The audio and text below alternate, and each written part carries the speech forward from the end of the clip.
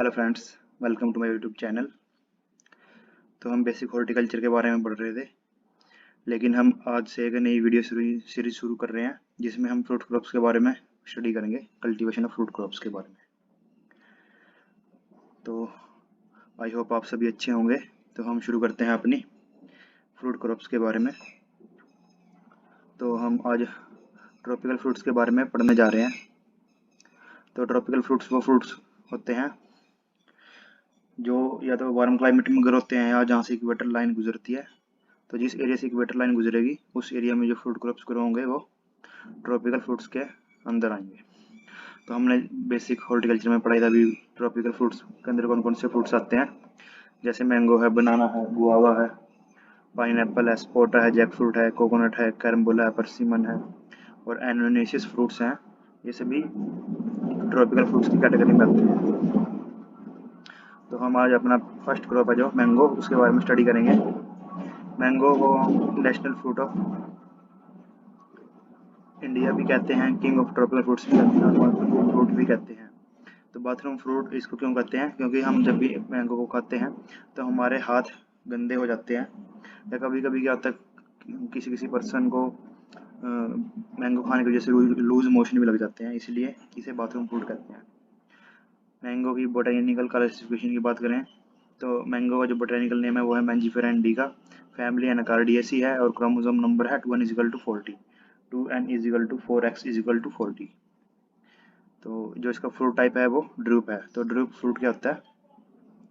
Drupe fruit में वो होता है जिसमें फ्लैशी पार्ट हो खाने वाला और बीच में एक स्टोन या सीड प्रेजेंट हो, तो वो ड्रूप फ्रूट के अंदर आता है। मैंगो का जो एडिबल पार्ट है वो मीजोकार्प है, जैसे ये दे रखा है। तो कोई भी फ्रूट है उसकी 3 लेयर होती हैं, एक्सोकार्प जो पील या छिलका होता है, मीजोकार्प जो फ्लैशी पार्ट है खाने वाला, और एंडोकार्प जो उसका सीड है वो एंडोकार्प हो गया। तो जो इसका मैंगो का एडिबल पार्ट है वो मीजोकार्प है, जो फ्लैशी पार्ट है वो खाने वाला है। इनफ्लोरेसेंस है वो पेनिकल है, उसके बारे में हम आगे देखेंगे। मैंगो का एक रिच सोर्स है विटामिन ए का, और इंडिया में जो मैंगो है वो फर्स्ट पोजीशन पे है फ्रूट प्रोडक्शन में। और अगर स्टेट वाइज बात करें तो आंध्र प्रदेश फर्स्ट प्लेस पे है मैंगो प्रोडक्शन के अंदर। आंध्र प्रदेश में मैंगो सबसे ज़्यादा होता है स्टेट वाइज अगर बात करें तो अगर हम इसकी क्लाइमेटिक एंड सॉइल रिक्वायरमेंट की बात करें तो मैंगो एक क्लाइमेटिक फ्रूट है और एक ट्रॉपिकल फ्रूट क्रॉप है। तो हमने ट्रॉपिकल फ्रूट के बारे में भी पढ़ा है, अभी वार्म क्लाइमेट में ग्रो होता है। और क्लाइमेटिक फ्रूट क्या होता है? वो फ्रूट जिसमें अगर हम फ्रूट को हार्वेस्ट कर लेते हैं तो राइपनिंग प्रोसेस उसकी चलती रहती है, इथेनॉल प्रोडक्शन होता रहता है और फ्रूट हार्वेस्ट होने के बाद भी राइप होता रहता है। इस मैंगो को ग्रो करने के लिए एलुवियल सॉइल से लेटराइल सॉइल के अंदर हम ग्रो कर सकते हैं, लेकिन ब्लैक सॉइल के अंदर मैंगो ग्रो नहीं होएगा। और जो पीएच है वो स्लाइटली एसिडिक चल जाएगी और 7.5 से पीएच ज़्यादा नहीं होनी चाहिए। अगर अल्कलाइन कंडीशन होगी तो मैंगो वहाँ पे ग्रो नहीं करेगा। टेम्परेचर की बात करें तो 24 to 27 डिग्री सेल्सियस है वो एवरेज टेम्परेचर इसकी रेंज है, और रेनफॉल है 25 to 250 सेंटीमीटर पर एनम। जहाँ पर 25 to 250 सेंटीमीटर रेनफॉल होती है उस एरिया में ग्रो कर सकता है। मैंगो की अगर प्रोपगेशन की बात करें तो मैंगो एक हाईली क्रॉस पोलिनेटिव क्रॉप है और हाउस फ्लाई के थ्रू इसका पोलिनेशन होता है। और मैंगो जो प्रोपगेशन है वो मोस्टली वेजिटेटिव प्रोपगेशन करते हैं, क्योंकि अगर हम सीड से करेंगे तो वो ग्रो करने में और जो फ्रूट आएगा उसमें बहुत टाइम ले देता है, इसलिए हम जो प्रोपगेशन है वो वेजिटेटिव प्रोपगेशन करते हैं। तो इसमें हम इनार्चिंग है, विनर ग्राफ्टिंग और एपिकोटाइल ग्राफ्टिंग है, ये जनरली प्रैक्टिस करते हैं। इनार्चिंग साउथ इंडिया में प्रैक्टिस होती है, विनियर साइड ग्राफ्टिंग है वो नॉर्थ इंडिया में प्रैक्टिस होती है, और एपिकोटाइल ग्राफ्टिंग वो जनरली महाराष्ट्र के कौन कौन रीजन में हम प्रैक्टिस मतलब ग्रो करते हैं इस तरीके से मैंगो फ्रूट को। मैंगो की अगर प्लांटिंग की बात करें तो मैंगो को हम जून जुलाई में प्लांट कर सकते हैं। जो हमने नर्सरी किया है या प्रिपरेशन की है उसको हम प्लांट कर सकते हैं जून जुलाई में, लेकिन ये एरिया टू एरिया वेरी करती है। तो जून टू सितंबर हम इसको प्लांट कर सकते हैं। जो प्लांटिंग डिस्टेंस है नॉर्मली तो है 10 × 10 metre row to row and plant to plant का।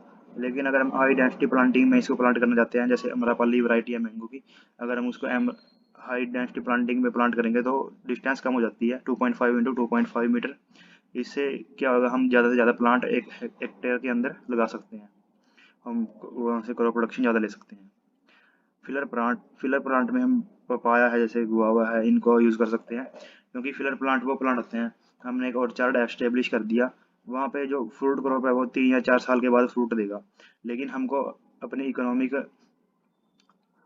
जो लाइफ है वो इकोनॉमिक तरीके से भी उस ऑर्चर्ड का यूज़ करना है। तो हमको उस जो 3 या 4 साल हैं उसमें भी फ्रूट पैसा चाहिए, ताकि हम ऐसे प्लांट लगाते हैं जो जल्दी फ्रूट देंगे और हमको पैसा कमा के देंगे। तो फिलर प्लांट में जैसे पपाया है और गुआवा है, ये जनरली 1 या 2 साल में फ्रूट दे देते हैं, तो इसलिए हम इनका यूज़ करते हैं। अगर इसकी इन्फ्लोरेसेंस की बात करें तो पैनिकल है, तो एक पैनिकल के अंदर कितने फ्लावर्स आते हैं? मैंगो के अंदर 1000 से 6000 फ्लावर आते हैं मैंगो की पैनिकल के अंदर। और ये मैंगो की पैनिकल है, इसमें आप देख सकते हो कि एक पैनिकल के अंदर एक बहुत सारे फ्लावर्स हैं। लेकिन इसमें क्या होता है, जो जितने भी फ्लावर आएंगे उसमें 0.1% फ्लावर है वो मैच्योर होंगे। जैसे 1000 फ्लावर आए हैं तो उसमें एक फ्लावर मैच्योर होएगा और वो फ्रूट देगा। इसमें जो फ्रूट फ्लावर टाइप है वो है male and hermaphrodite flower. Hermaphrodite flower क्या होता है, परफेक्ट फ्लावर होता है, इसमें मेल और फीमेल दोनों पार्ट होते हैं। तो हर्माफ्रोडाइट फ्लावर के अंदर इसकी इन्फ्लोरेसेंस है वो पानिकल टाइप है। इसमें जो बियरिंग हैबिट है इसकी terminal on old season growth, जो ब्रांच है वो ओल्ड सीजन की होएगी, 1 साल पुरानी होएगी, लेकिन जो ग्रोथ है, जो फ्लावर आएगा वो न्यू, उसी ब्रांच के ऊपर न्यू ग्रोइंग होएगी, उसकी न्यू ग्रोथ होएगी। तो जो अल्टरनेट बियरिंग है, ये प्रॉब्लम होती है मैंगो के अंदर, इसको कंट्रोल करने के लिए हम पैक्लोब्यूट्राजोल का यूज़ कर सकते हैं। हम पैक्लोब्यूट्राजोल का स्प्रे करते हैं ताकि हम जो अल्टरनेट बियरिंग की प्रॉब्लम है उसको कंट्रोल कर सकें। अल्टरनेट बियरिंग की प्रॉब्लम क्या होती है, जब मैंगो के अंदर क्या होता है कि 1 साल जो फ्लावरिंग होएगी तो इसके अंदर जो फ्रूट सेट है वो बहुत ज़्यादा होएगा, इतना कि हम सोच भी नहीं सकते, प्रोडक्शन इतना हो जाएगा। और लेकिन नेक्स्ट ईयर क्या होता है, जो फ्लावरिंग तो होगी लेकिन प्रोडक्शन है बहुत कम हो जाता है, जितना हम सोचते हैं बहुत उससे भी बहुत कम हो जाता है। तो ये होता है अल्टरनेट बियरिंग भी, 1 साल तो हैवी फ्रूटिंग होगी लेकिन नेक्स्ट ईयर फ्रूटिंग बहुत कम हो जाती है, इसको बोलते हैं अल्टरनेट बियरिंग। तो इसको कंट्रोल करने के लिए पैक्लोब्यूट्राजोल को हम यूज़ कर सकते हैं। तो अगर मैंगो की मेच्योरिटी इंडाइसिस की बात करें कि हमको कैसे पता लगेगा कि मैंगो का फ्रूट है जो वो मैच्योर हो गया है, तो जो फर्स्ट मेच्योरिटी इंडाइसिस है इसका कलर चेंज है, ग्रीन से ब्राउन और येलो की तरफ जाएगा। तो सेकंड है स्लाइटली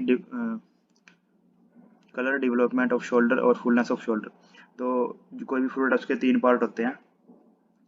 तो अगर हम टॉप की बात करें तो वो है शोल्डर पार्ट, जो बीच में वो चीक है, और नीचे जो फ्रूट मूड़ा होता है वो उसकी टिप होती है। तो शोल्डर का मतलब है जब वो फुली ग्रो हो जाएगा और जिसके शोल्डर हैं वो डेवलप हो जाएंगे। तो ये एक मेच्योरिटी इंडाइसिस है। नेक्स्ट है टप का भी स्टेज। टप का स्टेज में क्या होता है, जो फ्रूट है वो हार्वेस्ट होके प्लांट से डिटैच हो गया अपने आप नीचे, फ्रूट है जो वो फुली राइप हो गए प्लांट से डिटैच हो गए, नीचे गिरने लग जाते हैं। तो जब नीचे गिरेंगे तो वो टपका स्टेज है।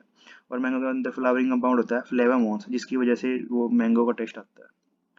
पोस्ट हार्वेस्ट के अंदर हम मैंगो को स्टोर करके रख सकते हैं 5 to 16 डिग्री सेल्सियस के अंदर, लेकिन जो ऑप्टिमम टेम्परेचर है वो 13 डिग्री सेल्सियस है, और रिलेटिव ह्यूमिडिटी 85 to 95% होनी चाहिए। चिलिंग अगर हम 8 डिग्री सेल्सियस से कम पे स्टोर करके रखते हैं तो उसमें चिलिंग इंजरी के चांस रहते हैं। और अगर हम आर्टिफिशियली राइप करना चाहते हैं, हमको फ्रूट जो आगे मार्केट में सेल करना है या हमको जो जल्दी भेजना है फ्रूट को, तो इथरल का यूज़ कर सकते हैं हम उसको राइप करने के लिए। आगे जो मैंगो की वैरायटीज़ हैं जो नॉर्थ इंडिया में ग्रो होती हैं और साउथ इंडिया में ग्रो होती हैं उनके बारे में पढ़ेंगे। तो मैंगो की जो नॉर्थ इंडियन वैरायटी हैं वो क्या है, अल्टरनेट बियर है, जो मैंने आपको पहले बताया भी, 1 साल हैवी लोड आएगा फ्रूट का लेकिन अगले साल उसमें फ्रूट सेट बहुत कम होगा। तो ये प्रॉब्लम होती है नॉर्थ इंडियन वैरायटी के अंदर। मोनो एम्ब्रियोनिक है, सेल्फ इनकम्पैटिबल है, और उनको वेजिटेटिव प्रोपोगेशन के थ्रू हम ग्रो करते हैं। नॉर्थ इंडियन वैरायटी जैसे दशहरी वैरायटी है, चौसा है, लंगड़ा है, ये सभी वैरायटी हैं जो नॉर्थ इंडिया में ग्रो होती हैं और इनमें अल्टरनेट बियरिंग की प्रॉब्लम होती है। लेकिन जो साउथ इंडियन वैरायटी है उनमें अल्टरनेट बियरिंग की प्रॉब्लम नहीं होती, वो रेगुलर बियरर है, पॉली एम्ब्रियोनिक है, एक से ज़्यादा एम्ब्रियो होएगा, और ट्रियोडोटाइप है, मतलब जो हमने सीड या वेजिटेटिव प्रोपोगेशन की है, जो उसका मदर प्लांट है वो उसके जैसे ही ग्रो करेगा। तो इसकी जो एग्जांपल है वो तोतापुरी है, बेंगलोरा है, नीलम है, मुगलोवा है और लोर है। ये सभी क्या है, इनमें रेगुलर बियरिंग होती है, अल्टरनेट बियरिंग की प्रॉब्लम नहीं होती। ये साउथ इंडियन वराइटीज़ हैं मैंगो। तो हम आगे मैंगो की जो और वराइटीज़ हैं हाइब्रिड, उनके बारे में बात करते हैं। तो फर्स्ट हाइब्रिड है अम्रपाली, जो हाई डेंसिटी प्लांटिंग के लिए सुटेबल है। ये क्रॉस है दशहरी का नीलम के साथ। इसके जो करेक्टर हैं वो क्या है, गुड कीपिंग क्वालिटी है, ड्वार्फ है। ड्वार्फ मतलब प्लांट छोटा है तो हम उसको पास पास में ग्रो कर सकते हैं, इसलिए इसकी जो डिस्टेंस है प्लांट टू प्लांट और रो टू रो वो कम हो जाती है। रेगुलर बियरर है, इसमें अल्टरनेट बियरिंग की प्रॉब्लम नहीं होती। नेक्स्ट है रत्ना। रत्ना जो हाइब्रिड है वो नीलम का अल्फोंसो के साथ क्रॉस है, नीलम का अल्फोंसो के साथ। Ratna free from spongy tissue, जो स्पॉन्जी टिश्यू की प्रॉब्लम होती है वो नहीं है इसमें, ये भी रेगुलर बियरिंग है। सिंधु, सिंधु क्रॉस है रत्ना का अल्फोंसो के साथ, रेगुलर बियरिंग वैरायटी है। मल्लिका, मल्लिका रेगुलर बियरर है और हाई टीएसएस है इसके अंदर, मल्लिका के अंदर। तो मल्लिका जो क्रॉस है नीलम का दशहरी के साथ। नेक्स्ट हाइब्रिड है अंबिका। अंबिका क्रॉस है अमरापल्ली का जनार्दन पसंद के साथ। अंबिका की जो करेक्टरिस्टिक है वो है डार्क रेड स्किन कलर है इसका और हाई यील्डिंग वैरायटी है अंबिका। नेक्स्ट है साई सुगंधा। साई सुगंधा जो वैरायटी है वो हाइब्रिड है, वो इसका क्रॉस है तोतापरी का केसर के साथ। ये मालफॉर्मेशन से फ्री है और रेगुलर बियरिंग वैरायटी है। नेक्स्ट है पूषा पीताम्बर। पूषा पीताम्बर येलो कलर की वैरायटी है, पूषा पीताम्बर अम्रपाली का लाल सिंदूर के साथ क्रॉस है। नेक्स्ट है मंजीरा। मंजीरा जो हाइब्रिड है वो रोमानी का नीलम के साथ क्रॉस है, ये हाई यील्डिंग वैरायटी है। और अर्का पुनीत, जो अर्का की जितनी भी वैरायटी हैं वो IIHR Indian institute of horticulture research वहाँ से रिलीज होती हैं, जहाँ बेंगलुरु में स्थित है। तो अर्का पुनीत जो हाइब्रिड है वो क्रॉस है अल्फोंसो का बैंगन पाली के साथ। अर्का पुनीत में भी स्पॉन्जी टिश्यू की प्रॉब्लम नहीं होती। अर्का अरुणा जो अर्का पुनीत का क्रॉस है उसका उल्टा है, अर्का अरुणा का है बैंगन पाली का अल्फोंसो के साथ। ड्वार्फ और सुटेबल है हाई डेंसिटी प्लांटिंग के लिए और स्पॉन्जी टिश्यू से भी फ्री है। अर्का अनमोल जो अल्फोंसो का जनार्दन पसंद के साथ क्रॉस है, ये स्पॉन्जी टिश्यू पे फ्री है। और अर्का नीलकिरण एक्सपोर्ट पर्पज के लिए बेस्ट वैरायटी है, अल्फोंसो का नीलम के साथ क्रॉस है। एक्सपोर्ट पर्पज के लिए अल्फोंसो बहुत ज़्यादा एक्सपोर्ट होती है, लेकिन इसमें स्पॉन्जी टिश्यू की प्रॉब्लम होती है।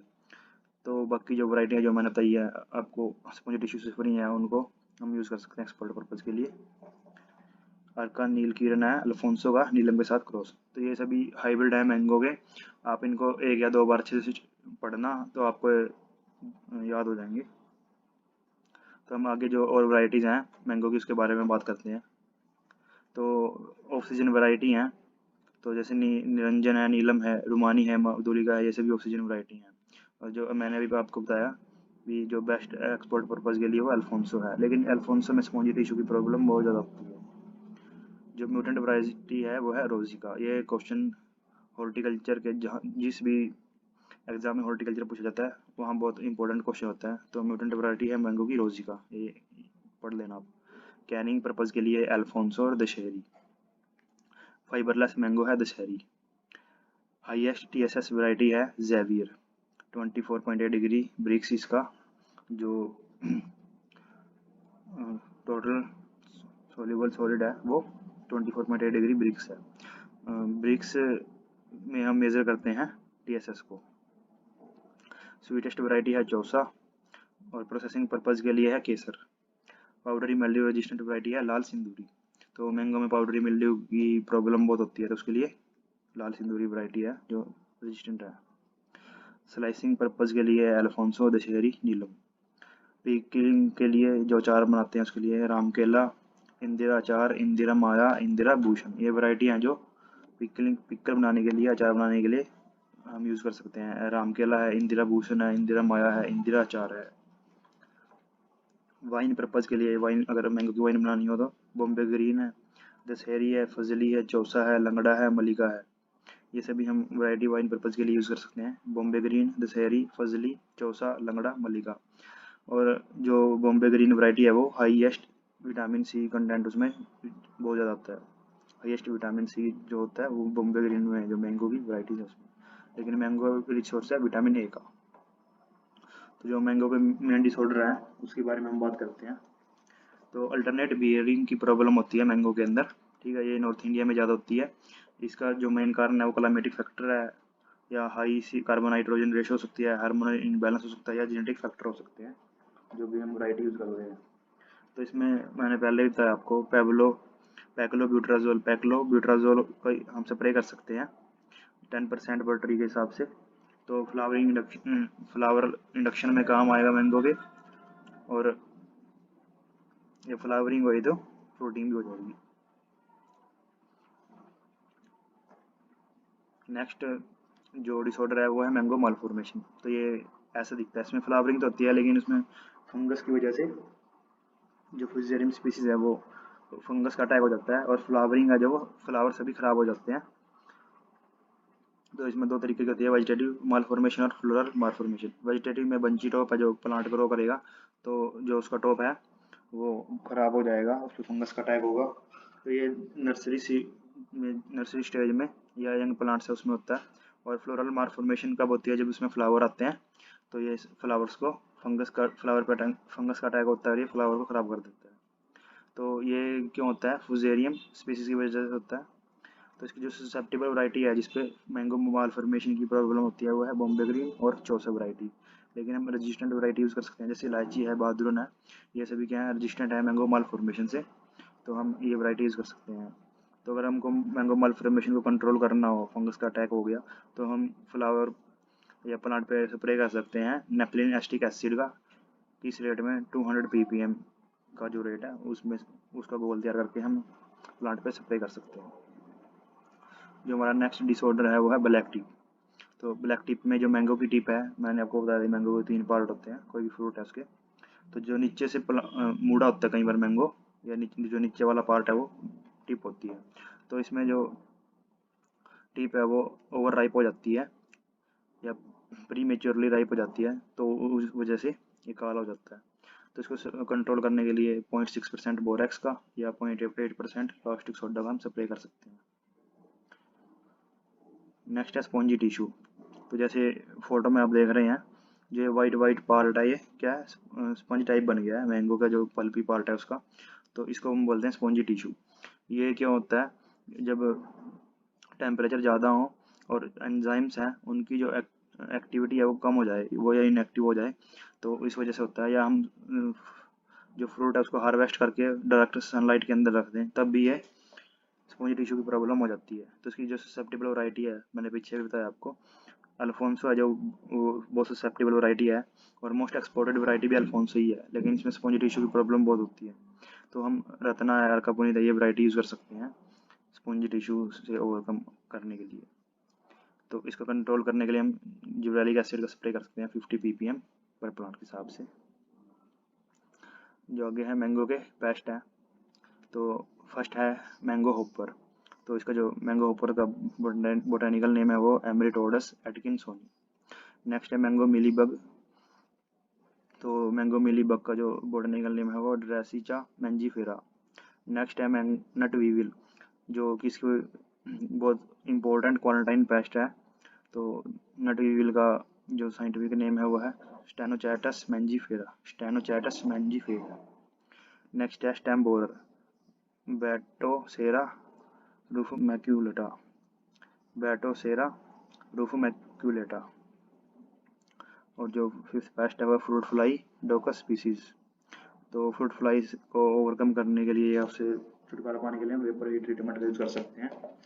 जो एक्सपोर्ट पर्पज़ के लिए हम मैंगो यूज़ करते हैं उसमें हम वेपर हीट ट्रीटमेंट का यूज़ करते हैं, ताकि जो फ्रूट फ्लाई है उसका उसकी प्रॉब्लम ना आए मैंगो के अंदर। तो जो मैंगो की डिजीज़ है वो मेन तो 3 डिजीज़ हैं। जो फर्स्ट है पाउडरी मेल्यू है, जो ओइडियम मैंजीफेरा की वजह से होती है। नेक्स्ट है एंथ्राकनोज, जो कलेक्टोट्रिकम ग्लियोस्पोरिडिस की वजह से होती है।